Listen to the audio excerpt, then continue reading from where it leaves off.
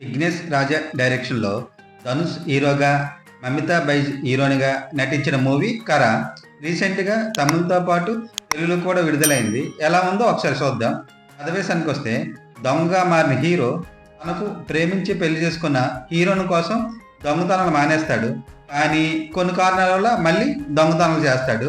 మళ్ళీ ఎందుకు దొంగగా మారాడు అనేదే ఈ మూవీ కథ. ఈ మూవీ స్టోరీ రెగ్యులర్ స్టోరీలా అనిపించిన డైరెక్టర్ విఘ్నేష్ రాజా 90స్లో పల్లెటూరు బ్యాక్డ్రాప్లో ఓ పక్క తండ్రి కొడుకుల మధ్య ఎమోషన్ చూపిస్తూ, మరోపక్క బ్యాంక్ అధికారుల వలన రైతులు పడే సమస్యలు చూపిస్తూ, దీనికి బ్యాంక్ రాబరీ మరియు పోలీస్ ఇన్వెస్టిగేషన్తో ఆడియన్స్కి కనెక్షన్లో కొన్నిసార్ల తడబడ్డాడని చెప్పాలి. ఓవరాల్గా అయితే కొంత పర్వాలేదు అనిపించాడు. ఈ మూవీకి ప్రధాన బలం హీరో ధనుష్ మరియు హీరోకి తండ్రిగా యాక్ట్ చేసిన కేఎస్ రవికుమార్.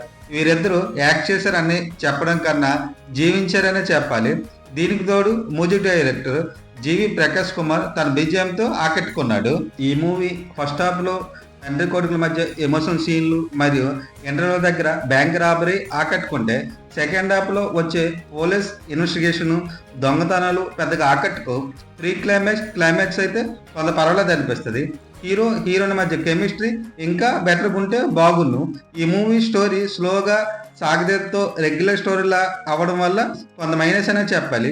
హీరోని డీ గ్లామర్ పాత్రలో మమితా బైజ్, డిఎస్పీగా సోరాజ్, బ్యాంక్ ఆఫీసర్గా జయరామ్ తన యాక్టింగ్తో ఆకట్టుకున్నారు.